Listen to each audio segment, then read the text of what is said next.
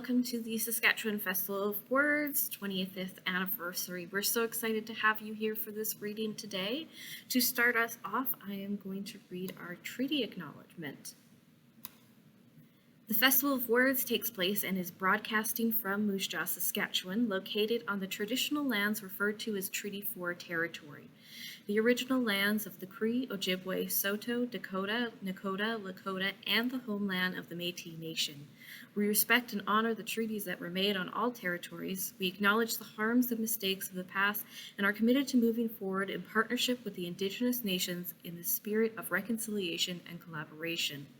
We feel it is important for us to acknowledge Treaty 4, but would like to point out that this is more than just a string of words or token used in reconciliation. So tonight we invite everyone in attendance to consider how our acknowledgement of treaty land goes beyond the words themselves into something more mindful and meaningful, where we are active participants working to reconcile and rebuild relationships with the Indigenous people whom we share treaty territories. We would also like to say that we prioritize equity in the mental and emotional safety of marginalized people, people of color, LGBTQ+, and disabled people over the comfort of others. This is a safe space for everyone, and hate speech, insults, or rude remarks will not be tolerated. If you see something that concerns you, please contact one of the moderators or the festival directly. To start us off today, we are going to have Sylvia Legris read. Sylvia, her latest poetry collection is Garden Physic. Among her previous books are The Hideous Hidden and Nerve Squall, winner of the 2006 Griffin Poetry Prize and the 2006 Pat Lowther Award. Other awards include the 2018 Cheryl and Henry Kloppenberg Award and in 2014 the Lieutenant Governor of Saskatchewan Artist Award. Her writing has appeared in the Paris Review, the New Yorker, the New York Review of Books, Poetry, and Granta. Sylvia?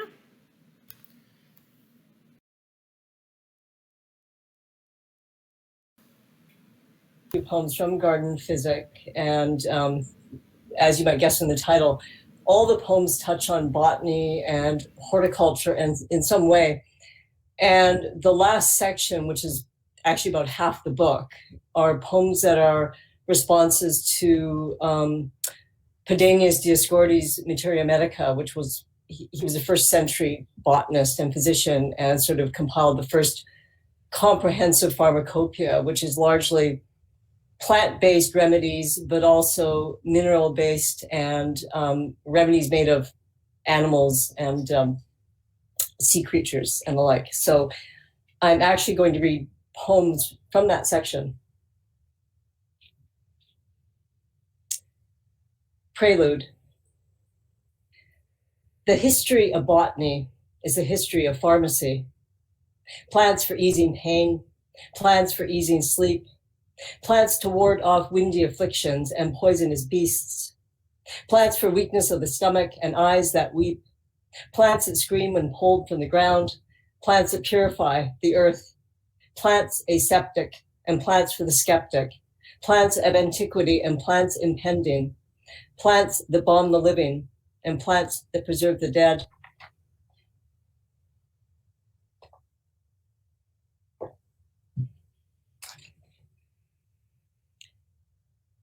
Flowers of Brass. This first poem about the last book is where the garden begins. Sand and prolific dust, metals and earth. Earth like small coals from a pitch tree, burnt red earth, big-veined, bituminous earth. Supreme earth has a disposition of medicine. Earth that cools the pores, earth that closes cuts and heals sores. Earth's capable of absorbing acids, earths aluminous with spores. The forgotten earths, the excavated, the earths of bones and horns. Animals and earth, vegetables and earth, geodes, whetstone, soot and earth. Pharmacy begins in plants. Plants are the flesh of the gods. In the kingdoms of nature, the final authority is earth. The virtues of earth are the virtues of guts, gall, metallurgy, and nerve. Earth's showy and not showy, earth's sapid and insipid, earth that tastes of copper and zinc, earth as bland as coral and chalk. So sits the garden in vegetable pride, plotted in graphite and plumbago, strange metals and stranger flowers, gold salts and leadwort, frothy silver, a garden of Cyprian earth fired in kilns, a garden of white lead scraped and pounded, flowers of cadmium from red hot brass, of brass burnt from nails of ships, silver slag, iron slag, lead slag, petals and leaves spit from earth, seeds and metallic scales, scales like glittering millet, brass in the pitch of thundering Zeus, brass in the scale of a Delphic hymn. Flowers inscribed on stone, flowers in a single melodic line, aloe shavings, the brassy chaff, flowers of chutzpah and cheek. The yard is a measure of several millennia, a yard of stars and amalgams, a yard of grammagrass and asters, day's eyes and damned yellow composites, petals that open at dawn and close at dusk, flowers with conspicuous bracts, grasses circled by hair, spikelets housing tiny flowers, florets of malleable elements, needlegrass, saltgrass, alkali grass, a choir of millet grass, rye, the wild rye.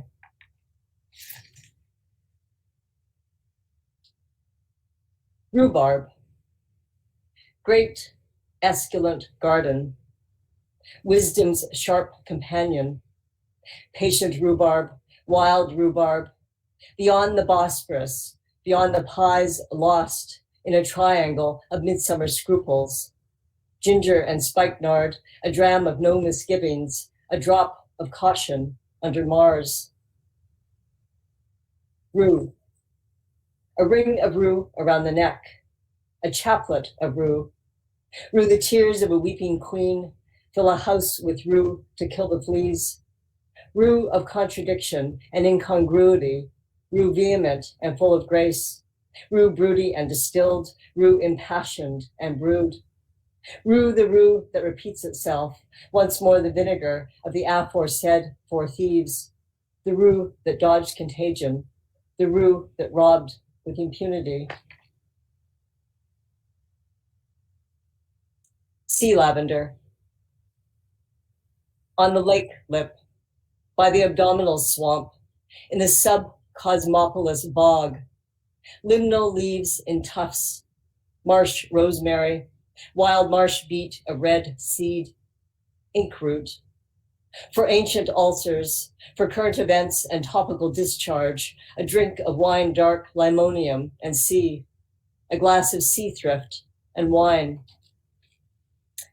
Thank you. Carol Rose GoldenEagle is a Saskatchewan author of award-winning novel Bearskin Diary. It was chosen as the National Aboriginal Literature title for 2017. The French language translation of this novel, Podors, won a Saskatchewan Book Award in 2019. Her first book of poetry, titled Heraith, was shortlisted for a Saskatchewan Book Award in 2019.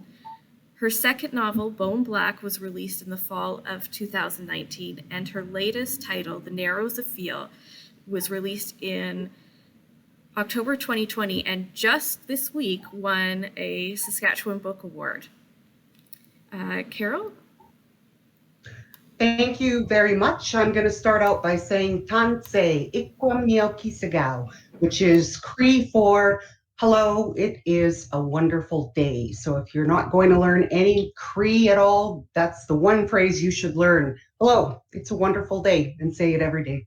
I'll start out with just a bit of a drum introduction, because so much of what I write is a celebration of our culture. I am Cree and Dene, originally from northern Saskatchewan, and I'll start that way because the drum wasn't always a part of my life. I was one of those scooped up kids, and I write about that, but I also write about how beautiful it has been for me to be reconnected with my Indigenous culture.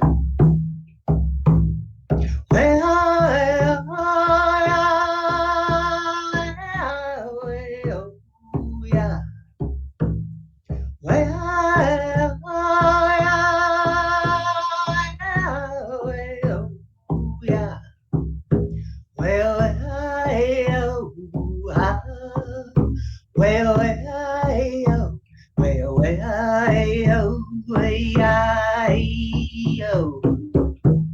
So that's an introduction to, as I said, the storyline for so much of the writing I do, whether it's fiction, novels of fiction, or poetry, which is my first love in writing. And Hiraeth is the first book of poetry that's been released. I picked that name because it's a Welsh word that means trying to connect with a home that you never had and will never be able to return to.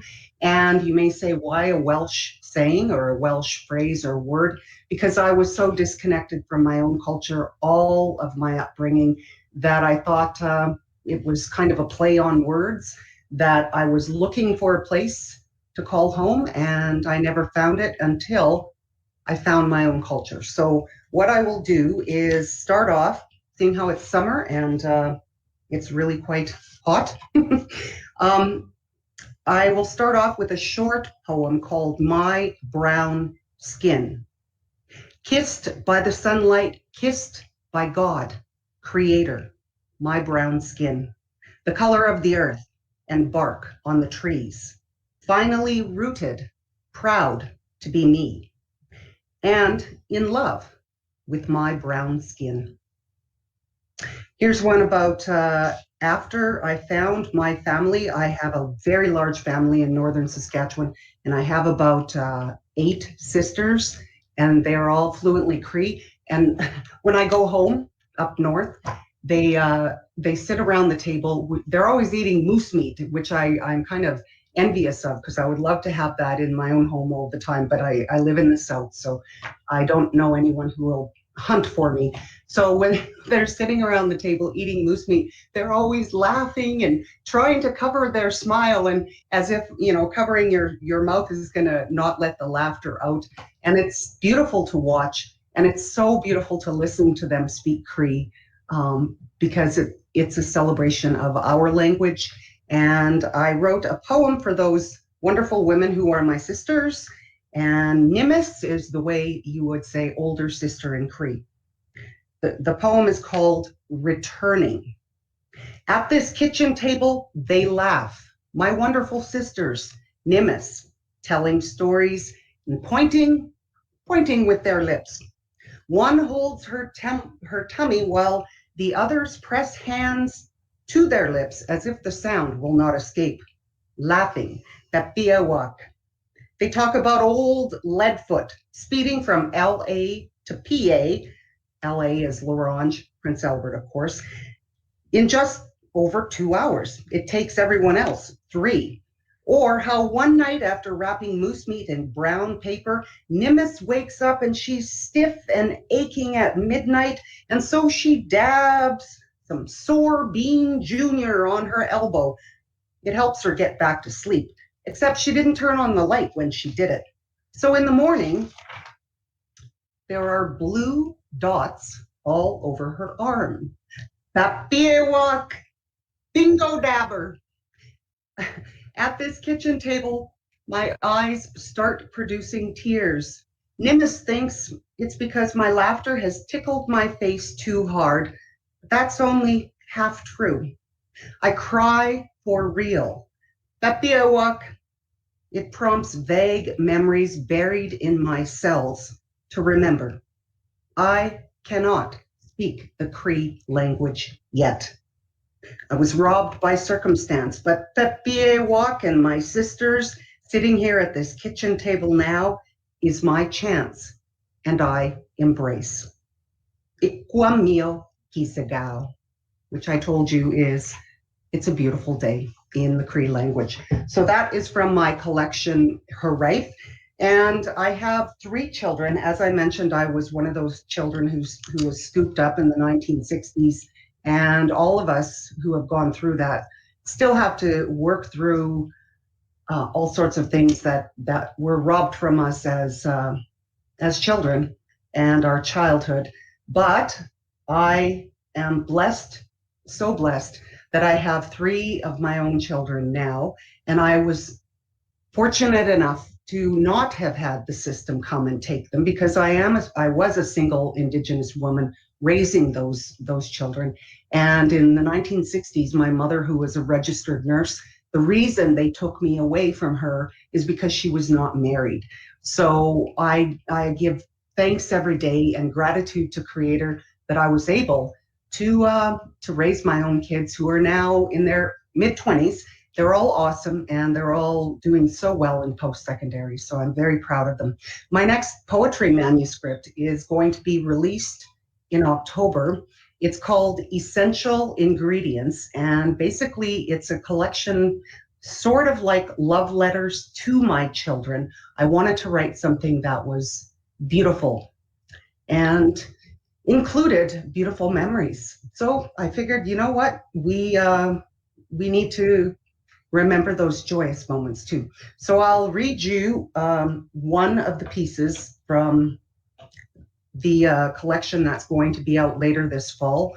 It's kind of a hard poem for me, I guess, to read because it talks about them leaving home. And anyone who's a mom, it's okay to be a little pool of tears for a while because, that's what happens when your children leave.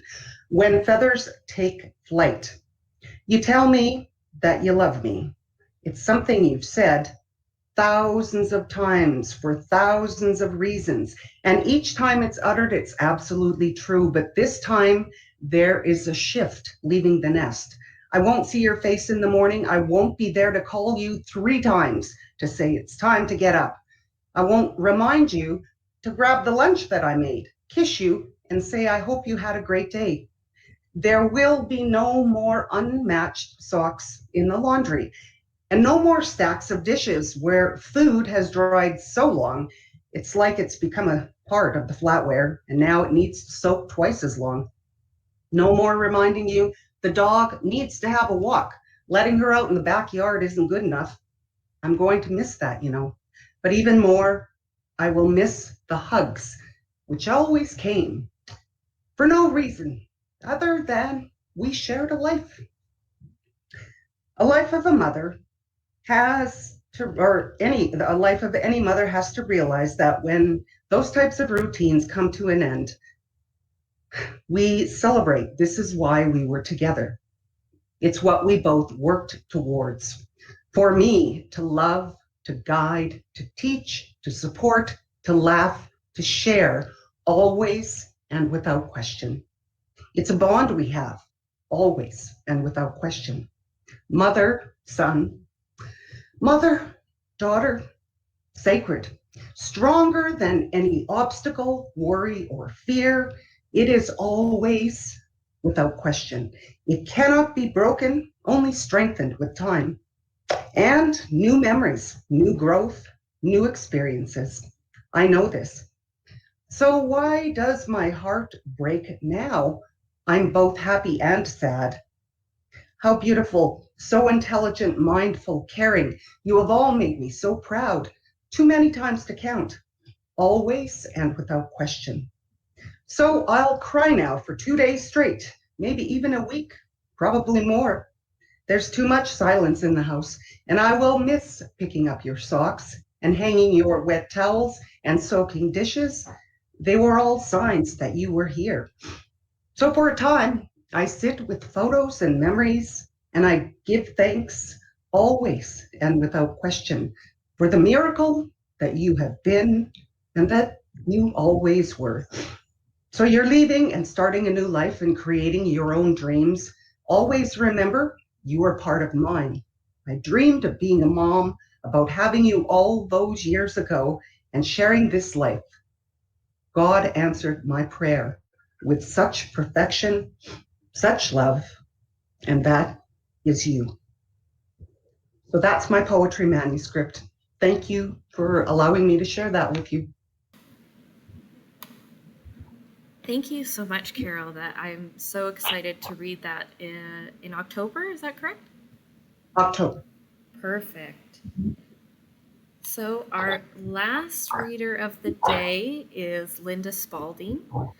Linda was born and raised in Kansas, after which Colorado, Mexico, Hawaii, and at last Canada, which is now her forever home. Many jobs and fortunes, social services, childcare, single parent, magazine editor, arts administrator, and writer. Carol? Hi, everybody. I'm going to read from The Purchase, which, is not the latest, but I just felt like reading from it today. This is a book that's sort of based on my paternal family, and it's pre-Civil War. It takes place in Virginia, and this little bit that I'm going to read is about the second wife of a Quaker man who has many, many children and who's lost his first wife. And he marries his servant, who is 15. I think she was 15 years old. Now he has a daughter who's almost the same age. And you can imagine that these two girls, the servant, not very educated, can't read, in fact, and the rather spoiled daughter, do not get along very well. So, but this servant girl has managed to kind of make a name for herself by finding an angel, and she's created a mythology around a certain bit of water where and then she's now selling. She's selling butter created out of this water. Anyway, never mind. It's complicated, but she's got a whole little mythology going for herself. One morning, Ruth, and that's the young new wife, stopped at Mr. Murray's trading post on her way home. It seemed very bold to get down from the wagon, leaving 6 jugs of cream covered by a wet cloth and shade. It seemed bold to enter the post by herself, but she had $1 tucked into her waistband that she'd collected from Mrs. Doherty, along with a new idea. "I want a dozen jars," she announced too loudly, unaccustomed as she was to making any kind of purchase. And Mr. Murray stepped out of his dark room at the back of the store, leaving a curtain aside to make his entrance. It was a moment of triumph for Ruth, who would put up vegetables for the winter, as at Mrs. Doherty's suggestion, 12, she said, to be precise. Mr. Murray scanned his customer's small frame, one eye glinting behind a monocle. He said he would bring the jars out to her wagon in a carton. The cost of the jars, he said, was 14 cents. Ruth did not want to show him the cash hidden inside her waistband, so she turned away, pretending to be interested in his window display, when her eyes fell on what looked like a large doll in the window, wearing a soft blue dress. Each blue sleeve bore 2 stripes of velvet, and the skirt had 3 velvet stripes above its hem. Ruth looked at the doll, which was painted and unrealistic. Who would play with such a thing? Then she smiled, realizing that this doll was only there to wear the dress, which must be for sale. How would it be to wear such a dress with its full skirt and velvet stripes? Would she look like a married woman? Would such a dress erase the pity from Mrs. Doherty's eyes? She stretched out an arm impulsively, although the doll was well out of reach. "Not for sale, miss," the storekeeper said. "That frock is put there only to exemplify the use of the fabric I purvey." Imagining the weight of that fabric swirling around her legs, Ruth angled her face toward the storekeeper, and allowed as how she had not much time to look, but might she examine this article of clothing, made not to be worn, but to be instructive? "Yes, but it would not do for me to sell that dress, miss, lest how would the customers find inspiration for the cloth that they purchase?" Mr. Murray crossed the small open area of the store and put both hands on the garment his wife had so artfully fashioned. He was remembering that this was the girl who made the butter his wife bought from the pastor's wife. "Mustn't you wrinkle it up," he said, with a smile that was kind enough, as he lifted the large wooden doll down from the ledge. Then more kindly, "Your sales in butter go well enough these days, do they?" Ruth said the Lord had provided the cow and the creek and the churn, and she was thankful. She did not mention the angel, since she still had not followed the angel's instructions, not knowing what words she was meant to speak out. Perhaps she had failed in her part of the bargain, and the butter was no longer graced. But that would be a disappointment to her customers. What did she say? What she did say was that there was none of them could sew a stitch in her house, and if Mr. Murray would perhaps let her buy the dress that was already fading in his window. If he would do that, then even though the dress was bleached, he would have a person walking around in it to show it at church, and 2 pounds of butter to keep as well. "I display it better than a doll ever could," Ruth said, "and cover up the sun mark with a handkerchief." "Sun mark?" Ruth pointed. They don't credit the fabric, she said. He thought she was, after all, a young lady who was forthright and brave, and that good Mrs. Doherty had taken her on as a cause, saying she was selected by the Lord to take charge of a passel of motherless orphans. Perhaps then, adorning her in a dress from his window would be somewhat of a Christian act, and Mrs. Murray could make up another dress within the week.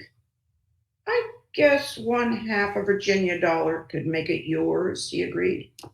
Ruth asked him to wrap the dress, gave him her money, and left the store in a rush, forgetting the jars and driving off in a clatter of wheels and hooves. She had never bought anything for herself, not a dress, not a cape, not even the black straw hat or the felt cap she wore every day. She'd been given these things as secondhand goods, and if in truth she'd been trained to sew and mend, there was no time now for honesty about such things. She would have a Sunday dress to look like a married wife. The package safely stowed, she slapped Mulberry with the reins and let her trot when they got to the edge of what passed for a town. Mr. Murray's store, 2 log houses, and a forge just built. There was the land for a courthouse given by Mr. Jones, a good man and a provider of tools. Ruth made her way home with its cream to be churned and the dress to be worn, and rounded the last bend, standing up in the wagon with the long lines with a hitch in her hands. Then she saw Daniel. Daniel was her husband, and she sat down fast. She had spent money that could have been put to the return of the horse, to buying more nails, or even to window glass. Ruth pulled to a halt and grabbed the package and threw it into a tall patch of weeds as the wagon rolled on past. Some of those weeds had been earlier mashed by wheels, but most of them stood up straight for a hiding place, and Daniel was even then coming to help her carry the jars of cream. What is that? He was pointing. Ruth's mind jumped around. There, over in the weeds. He walked back in the path of the wagon and bent over the paper package. It's a secret, Ruth said hastily, turning her voice to a whisper and climbing down. She averted her face, which was flushed. Her eyes had been bright in the wagon, but they faded, and she brushed at the air. Isaac said to me that Mary has just turned 14. I thought a dress would be a nice present from her papa. Thank you. All right, so we've got about 10 minutes left for a Q&A. Sylvia, if you don't mind, I'm going to start with you. We have a question here. Your most recent collections of poetry, The Hideous Hidden and The Garden Physic, both use scientific language to refer to the inner workings of bodies. What fascinates you about the life and rhythm of the human and the garden? Oh, what a question. I think what fascinates me is the language itself, and trying to find a way into that language. I mean, I often think of the poems as I'm actually making objects, and the starting point is the language, and it's almost, it's not that the subject matter is immaterial, but I think the language around it is what's central, and trying to find a way of talking, especially The Hideous Hidden, of talking about things that are we often think of as being grotesque and repulsive, in a way that brings out the music and the beauty in the language, and a lot of scientific language. It's very Latinate. I mean, it's very musical in and of itself, and I think it has endless possibilities for making poetry. Does that make any sense?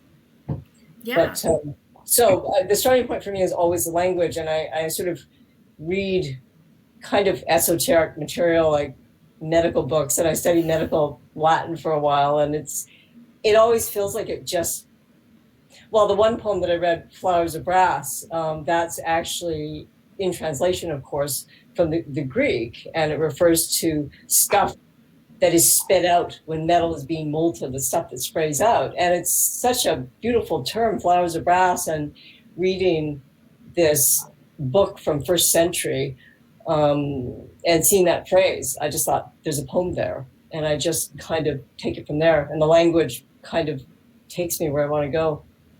Not always. That's awesome. Carol, I'm always fascinated when people write books about their families and incorporate that sort of feeling. And I want to know, with your new manuscript, have your kids read the book yet, and what do they think of that, like, publishing poems that are, No, yeah, no, they have not read my poems yet, although a lot of what I wrote and turned it or presented it as poetry are discussions we've had. Remember that time, and then I would write a poem about it. And so what I wanted to do too is someday I will be a kokam, which is the Cree word for grandmother, of course. And I know that when I am a grandmother, probably my grandchildren are going to say, what was dad like when he was a kid? Or what was mom like when she was a kid, referring to my children, of course. So I wanted to write down memories of the things they had done.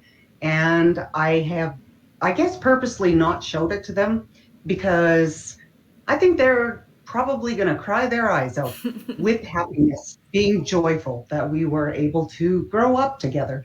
And I look forward to it coming out. It's called Essential Ingredients. That's the name of the manuscript. The reason it's called that is because food is a big part of their childhood. I don't think I gave them pre-prepared, I can't speak, food like a frozen pizza or anything like that.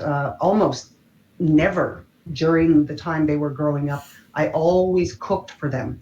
And that was a big part of it too, was that we were creating in the kitchen, but at the same time we were creating memories that stay there forever.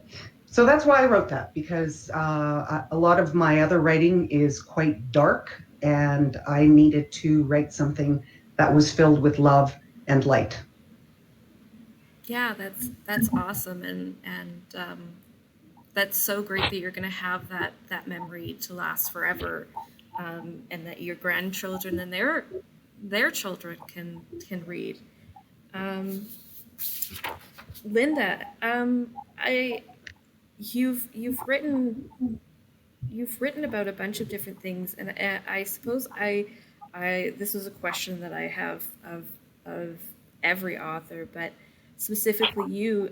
Do you put any, like, personal stories or experiences? Do you try to incorporate any of yourself into your books when you're writing? Well, the embarrassing thing is that I can't seem to not do that. I remember many years ago, someone told me that anytime you write in the first person, it's not really to be taken seriously. And I thought, oh dear, because I mean, well, certainly my nonfiction is in the first person, and this one that I read is not. But so no, there's no me in this, I suppose. But it's my own fascination with my family's past. My family in the South were slave owners, and this Daniel, who appeared at the end of this little bit, Daniel, who had all the children and who was a Quaker, had actually purchased a slave when he moved down into Virginia. And it's a terrible shame to him, and it's a terrible, shocking thing. So he has this servant girl who's now his wife, and he has his first slave who actually is a little boy. And so I feel like I'm writing in the first person because this is my history. I mean, obviously I didn't know these people, but I've tried to know them. I've tried to figure out what would motivate them and what would shame them and what would please them. And you have to put your brain into a sort of different frame, since the time is so different. But so yeah, I'm afraid there's a lot of me in all these things. And we've only got about 5 minutes left, so I'm going to do a question for everyone. To finish this all off, are there any themes or stories in Canadian literature presently that you enjoy or that you want to see more of? Are there anything that you're reading right now that is exciting you or that you want to see?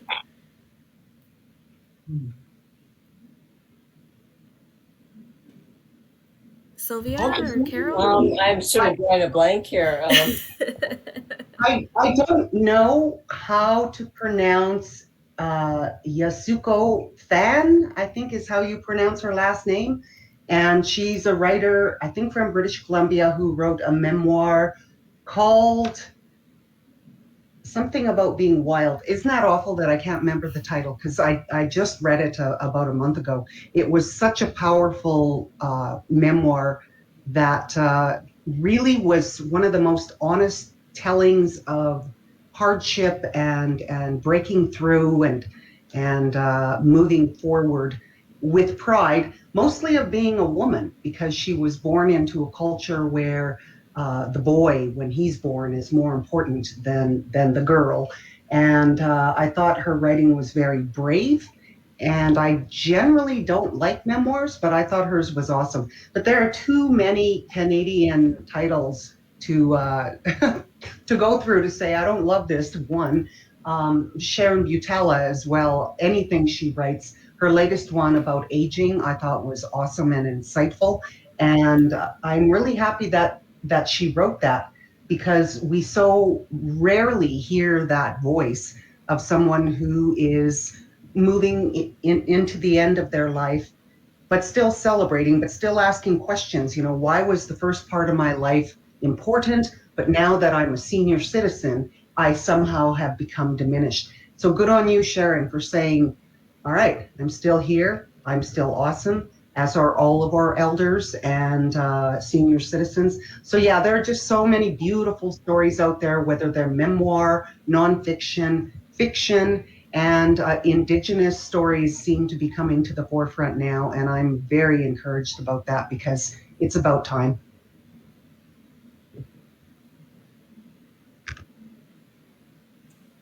Linda or Sylvia, anything to add? I'm going to confess to something.